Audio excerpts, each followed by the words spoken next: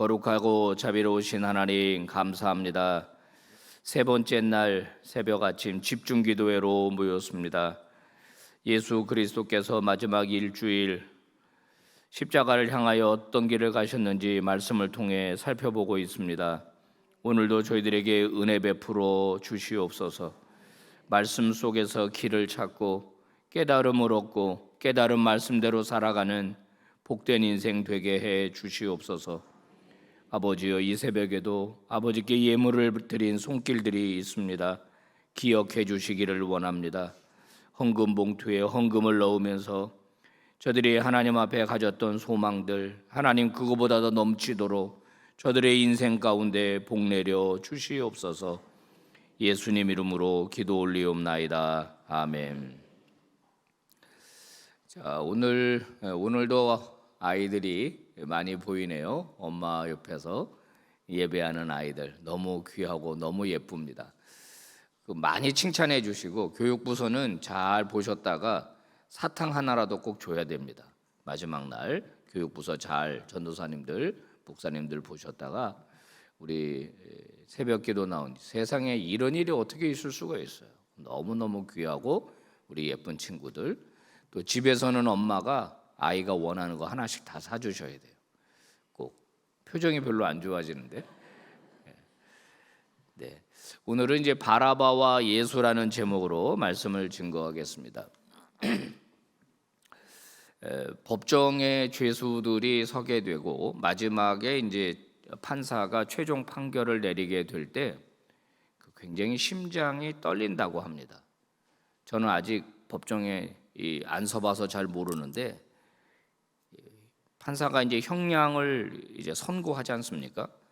그 판사의 형량에 따라서 이게 10년이 될지 5년이 될지 20년이 될지 그게 결정할 수 있는 이 폭이 넓잖아요. 뭐 몇 년 이하 이렇게 되잖아요.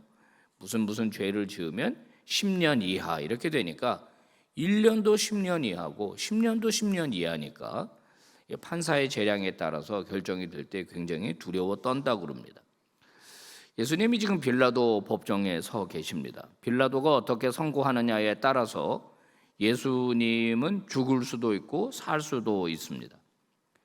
예수님께서 지금 빌라도 앞에서 신문을 당하고 계셔요. 빌라도가 묻습니다. 당신이 유대인의 왕이요? 라고 묻습니다. 유대인의 왕이요? 그런 죄목으로 고발을 했기 때문에 묻는 겁니다. 그러니까 대제사장들이 예수님을 고발할 때 고발한 죄목이 뭐냐면 이 사람은 자기가 유대인의 왕이라고 그랬다. 우리에게는 왕은 한 사람밖에 없다. 가이사가 우리의 왕인데 이 사람이 자기를 왕이라고 말했다. 그러니까 이 사람은 또 다른 정치적인 어떤 왕을 꿈꾸는 자다. 즉 지금 로마를 몰아내고 이곳에 자기 왕국을 세우려고 하는 국가 모반을 획책하고 있는 그런 아주 나쁜 사람이다. 이렇게 이제 예수님을 고발한 것입니다. 예수님은 뭐라고 대답하세요? 네가 유대인의 왕이냐 그러는데 네 말이 옳도다 이렇게 대답하세요. 이렇게 대답하면 안 되잖아요. 거꾸로 나 아니라고, 나 유대인의 왕 아니라고 이렇게 말해야 되는데 예수님은 그 앞에서 굉장히 당당하게 네 말이 옳도다 이렇게 얘기합니다. 대제사장들은 지금 변호사를 아마 썼을 거예요. 다양한 죄목을 동원해 가지고 이 지금 빌라도 앞에 서 있는 이 33살의 유대인 청년 예수를 로마에 대항하여 반란을 일으키는 혁명가, 독립투사 이렇게 이제 보이려고 한 것입니다. 빌라도가 13절에 예수님에게 말해요. 한번 읽어봐요. 시작. 이에 빌라도가 이르되 그들이 너를 쳐서 얼마나 많은 것으로 증언하는지 듣지 못하느냐 하되. 예수님이 자기 방어를 안 하니까 빌라도가 이상하게 생각을 하는 겁니다. 아니 지금 저 사람들이 너를 지금 쳐가지고 얼마나 많이 증언하고 있냐. 근데 너 왜 가만히 있느냐. 여러분 예수님 왜 가만히 계셨을까요? 대답할 필요를 느끼지 못한 거예요. 굳이 여기서 구구절절히 십자가를 피할 마음도 없으신 거예요. 그냥 잘못된 고발인데도 다 듣고 그냥 아무 말씀도 안 하십니다. 여기서 빌라도가 고민에 빠지게 됩니다. 이상한 거예요. 그동안 자기는 수없이 많은 재판을 해봤습니다. 수없이 많은 혁명가들을 만나봤고 여러 나라를 근무하면서 오늘 여기 팔레스틴 땅에까지 왔는데 자기가 보니까 그렇다고 근거가 없는 것도 아니고 그리고 그렇다고 사형을 언도할 만한 그런 죄도 아닙니다. 빌라도가 굉장히 곤란해졌습니다. 거기다가 지금 이 팔레스틴이라는 지역은 굉장히 독특하게 대제사장이라고 하는 사람이 실제적으로 백성들을 움직이는 권력을 가지고 있는 사람인데, 종교 권력. 근데 이 사람이 앞장서 가지고 지금 고발을 하고 있는데 이거 무시할 수도 없는 겁니다. 그렇다고 죄가 없는데 죄 없는 사람한테 사형을 언도할 수는 없는 거죠. 그래서 빌라도는 이걸 어떻게 하면 적당하게 해결할 수 있을까 생각을 합니다. 17절. 그래서 이렇게 묻습니다. 시작.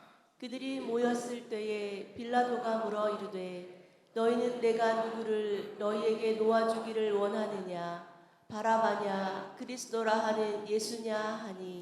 여러분 아시는 대로 이제 6월절 특사가 단행이 되는 겁니다. 우리도 뭐 광복절 특사, 성탄절 특사 그래서 대통령이 사명권을 가지고 풀어주잖아요.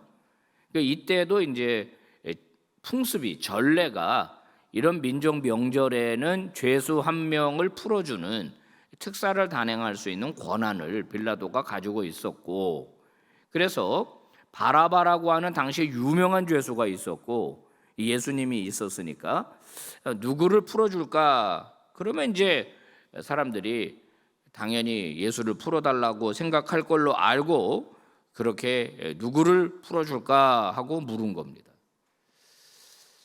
예수님에겐 죄가 없으니까. 거기다가 또 자기 부인이 사람을 보내가지고 지금 빌라도에게 뭐라고 말하냐면 그 사람한테 아무 짓도 하지 말아라. 자기가 어젯밤에 꿈을 꿨는데 그 사람 때문에 자기가 꿈속에서 굉장히 많이 힘들었다. 그 사람 건드리지 말아라. 이런 식으로 또 부인이 사람까지 보내가지고 이야기를 한 겁니다. 자, 그런데 대제사장들은 어떻게 합니까? 20절 한번 읽어봐요. 시작. 대제사장들과 장로들이 무리를 권하여 바라바를 달라 하게 하고 예수를 죽이자 하게 하였더니. 다 짜고 나온 겁니다. 대제사장들과 장로들은 이미 담합을 하고 나왔어요. 그리고 군중을 동원하고 그들에게 미리 어떻게 해야 할지를 다 가르쳐 준 겁니다. 짜고 나오는 거예요. 짜고. 바라바를 달라고 해라. 분명히 물어볼 거다. 그러면은 예수는 죽이라고 하고 바라바는 달라고, 풀어달라고 그렇게 해라. 자, 빌라도가 한 번 더 묻습니다. 총독이 대답하여 이르되 둘 중에 누구를 너희에게 놓아주기를 원하느냐? 자, 여기서 보면은 빌라도의 고민이 엿보입니다. 그죠? 어떻게든지 풀어주고 싶은 거예요. 그런데 그들이 사주를 받은 대로 바라바로 소이다 이렇게 하는 거예요. 여러분 여기서 사주하는 사람이 될 수도 있고 사주를 받는 사람이 될 수도 있습니다. 우리가 종종 어떤 일을 할 때 그렇단 말이에요. 누군가가 나한테 이렇게 하라고 시킬 수도 있어요. 근데 그거를 듣고 안 듣고는 내가 결정하는 겁니다. 자, 빌라도의 질문이 이어집니다. 아니, 이해가 안 된다. 아니, 이 사람한테 무슨 악한 일을 내가 발견도 못했고 무슨 악한 일을 했기에 이 사람을 십자가에 못 박으라고 하느냐. 그랬더니 23절에 어떻게 소리 질렀다고요? 더욱 소리 질렀다는 거예요. 더욱 소리 질렀다는 거는 지금까지 지른 소리보다 더 크게, 더 악랄하게, 더 소리를 높여, 데시벨을 더 높여가지고 막 소리를 지르는 거예요. 소리를 막. 십자가에 못 박아야 하겠다. 십자가에 못 박아야 하겠다. 이게 얼마나 소리가 큰지 빌라도가 깜짝 놀랍니다. 이러다가 밀란이 일어나는 거 아니야? 그리고 속으로 계산을 하는 겁니다. 이거 보통 일이 아닌데, 저 사람도 완전히 목숨 걸고 달려드는데, 만약 여기서 내가 바라바가 아니라 예수를 풀어주게 되면 더 난리를 치겠지? 그러면은 내가 군대를 동원할 수밖에는 없고, 그럼 유혈 진압이 생길 수도 있겠네. 그럼 이게 로마 정부로 보고서가 들어가겠지? 그러면 내가 여기 총독으로 파견돼 있는데 문제 하나 해결하지 못하고 평화롭게 다스리지 못한다고 나한테 감점이 있겠지? 그럼 그 다음 내가 출세하는 길에 지장이 있겠네? 이런 생각을 빌라도가 지금 쭉 하는 겁니다. 군중은 예수를 선택하는 게 아니라 바라바를 선택했습니다. 빌라도는 바라바를 선택한 게 아니라 죽이기 위해서 예수를 선택했습니다. 자, 26절입니다.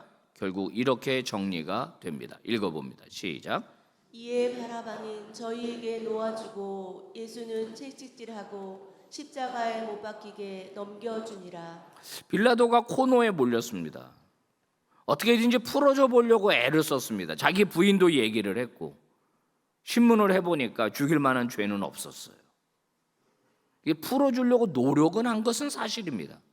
그런데 저 군중의 아우성 소리에, 여론에 밀려서 빌라도가 그냥 조용한 게 좋지, 좋은 게 좋은 거지, 대세를 따라가야지, 저 사람 하나 죽는다고 무슨 일이 있겠어?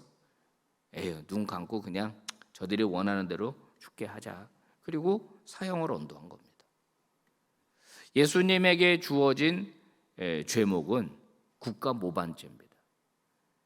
어떤 면에서 보면은 정치적인 사형 선고를 내린 거예요. 정치적 이유로 사형 선고를 내리고, 이것이 복음서가 전하는 빌라도의 재판의 전모입니다. 여러분, 빌라도는 예수님을 놓아주려고 노력했던 게 사실입니다. 그런데 군중의 압력에 못 이겨서 그들에게 무릎을 꿇고 말았죠.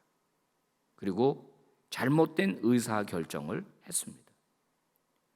여러분, 의사결정에는요, 두 가지 유형이 있다고 말합니다. 아마존을 창업한 제프 베조스라고 하는 사람이 의사결정에는 두 가지가 있는데, 하나는 뭐냐면은 한 번 결정하면은 되돌이킬 수 없는 의사결정이 있다는 거예요. 한 번 하면, 그죠? 이 남자랑 결혼할 건가, 이 남자랑 결혼할 건가. 그럼 한 번 결혼하면 끝나는 거예요, 그거는. 그런데 또 하나는 뭐냐면 그냥 번복할 수 있는 그런 의사결정도 있다는 거예요. 야, 오늘 짜장면 먹으러 갈래? 그러다가 야, 그냥 비빔밥으로 바꾸자. 이런 거는 얼마든지 번복을 할 수 있는 그런 의사결정이죠. 이분이 뭐라고 말했냐면, 첫 번째 종류라면은 심사숙고해야 된다.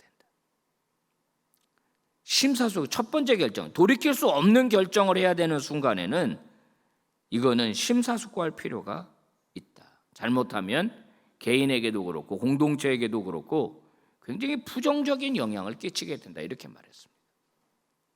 우리 인생이라고 하는 것은 선택하고 결단하는 것으로 이루어진다고 해도 과언이 아닙니다. 선택하고 결단하는 것이 오늘 우리의 인생을 만든 거예요.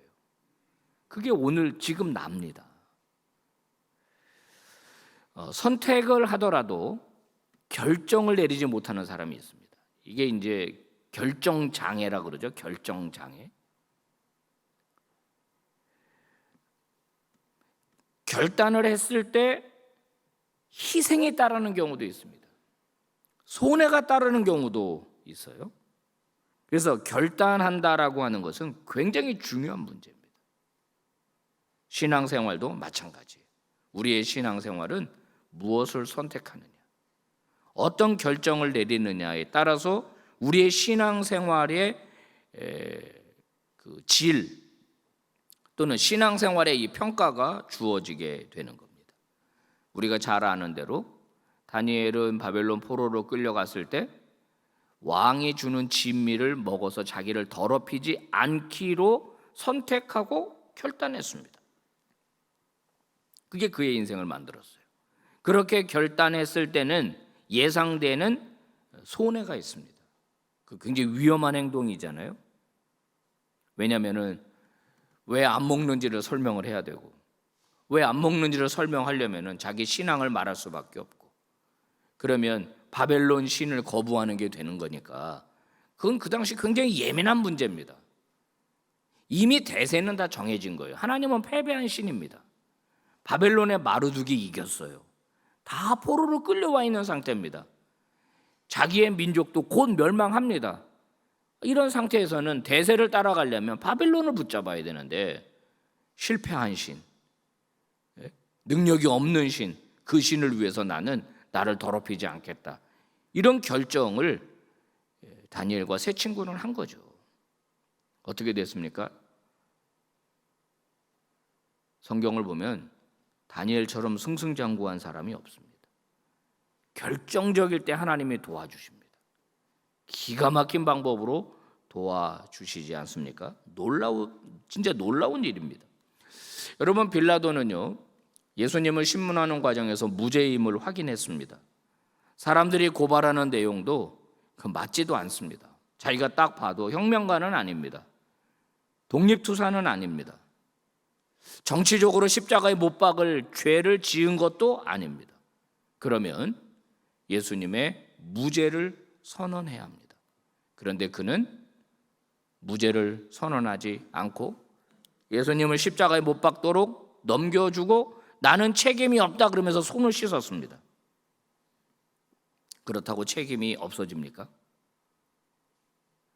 죄는 너희들이 받아라 그러면서 물을 가져와서 손을 씻었어요. 여러분, 그 이후 정말로 빌라도는 무책임한 자가 된 것이고 이 문제에 대해서 자유롭습니까? 그렇지 않죠. 지금 예수님이 돌아가신 지 2000년이나 됐는데도 우리는 매주일 빌라도의 이름을 들먹이지 않습니까? 모든 사람이 빌라도라고 하는 사람의 이름을 생각하면서 그의 무책임한 결정을 비난하고 있습니다. 그럼 실제로 빌라도가 그런 정치적인 판단을 하면서 결정을 해놓고 빌라도의 인생은 승승장구했을까요? 전해진 얘기에 따르면 빌라도는 비참하게 죽었다고 그래요. 로마로 소환이 되고 정신병에 걸려서, 전해지는 이야기입니다. 내 손에 피가 묻었네. 물 가져와서 또 씻고, 내 손에 피가 묻었네. 물 가져와 또 씻고, 이렇게 정신착란을 일으키면서 비참하게 죽었다는 거예요. 우리는 종종 실수하고 잘못을 할 때 핑계를 대곤 합니다. 어쩔 수 없었어. 그때 정말 아니야, 난 진짜 그렇게 안 하려고 했는데 어쩔 수 없었어. 여러분, 그렇게 한다고 내가 내린 결정이나 또 내가 선택한 것에서 내가 자유로워질 수 있습니까? 성도 여러분, 깊이 생각해야 합니다. 아까 말씀드린 대로 선택과 결단에 의해서 우리의 인생이 만들어진다면 우리는 변명하는 사람이 되기보다는 당장 손해가 좀 있더라도 진리 편에 서는 사람이 되어야 합니다. 아멘입니까? 그게 길게 보면 훨씬 더 이익이에요. 모든 역사가, 모든 스토리가 그것을 증명하고 있습니다. 진리 편에 서라. 정의 편에 서라. 잠깐의 이익 때문에, 그 몇 푼의 돈 때문에 올바른 길에서 벗어나는 일은 없어야 한다. 그러려면 뭐가 필요하냐? 용기가 필요한 거예요. 믿음이 필요한 거예요. 이게 하나님이 기뻐하시는 일이다라고 생각을 하면 결정하는 믿음이 필요한 거예요. 살면서 가장 실존적인 문제는 뭐가 날 다스리느냐예요. 뭐가 날 다스리느냐. 돈이 나를 다스리는 사람은 선택할 때 항상 이게 경제적으로 이득이 되는가를 아마 생각할 겁니다.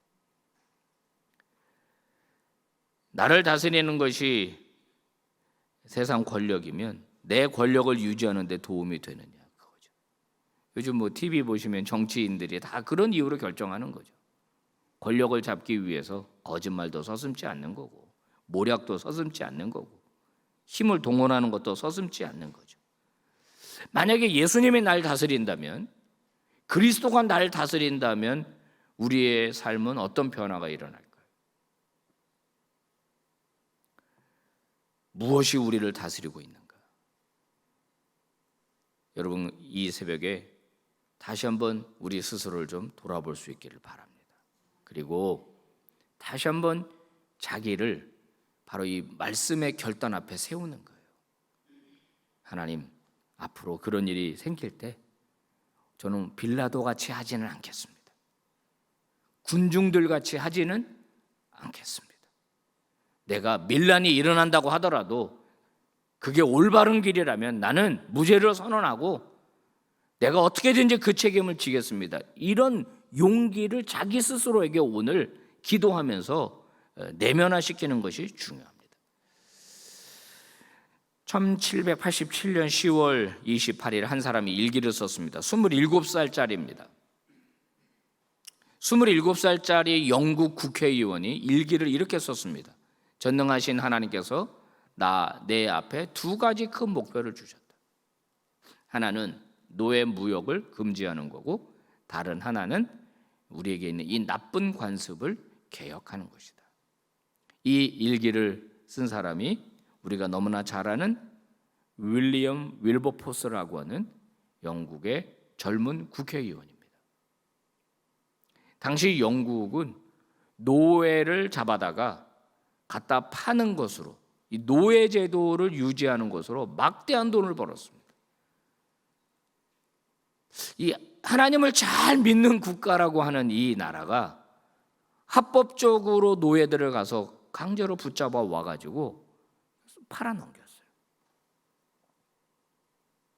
윌리엄 윌버포스가 이 일을 진행하려고 할 때 암살 위협에서부터 별의별 압력과 압박이 다 왔습니다. 이걸로 돈 버는 사람들이 계속 정치권에다가 압력을 가하지 않았겠어요? 윌리엄 윌버포스는 이 노예 제도를 폐지하는 법안을 상정하기 위해서 노력을 합니다. 그리고 50년 만에 노예 무역을 폐지하는 법안을 통과시킴으로써 영국의 노예 제도를 사라지게 하는 주인공이 되었습니다. 중상모략, 비난, 비판, 그는 굴하지 않았습니다. 포기하지 않았습니다. 그리고 끝까지 이 일을 이루었고, 이 일 때문에 영국의 젊은 국회의원 3분의 1이 예수를 믿게 됐다는 이야기도 전해지고 있습니다. 그 당시 영국의 기독교는 액세서리였어요. 그냥 큰 영향력을 주지 못하는 그저 그런 종교였습니다. 그런데 행동하는 신앙을 보여준 윌버포스 덕분에 기독교가 살아있는 종교가 되고 예수 그리스도가 살아있는 주님이 된 거예요. 놀라운 일이 아닙니까? 오늘 주님은 선택하시고 결정하셨습니다. 십자가를 지는 걸로. 그래서 자기 스스로를 방어하지 않았습니다. 변호하지 않았습니다. 거짓 증거라고 막 힘주어 이야기하지도 않았습니다. 십자가를 받아들이시기로 결정하신 거죠. 주님의 이 결정이 오늘 우리를 살린 겁니다. 그래서 우리가 구원받을 수 있었던 거예요.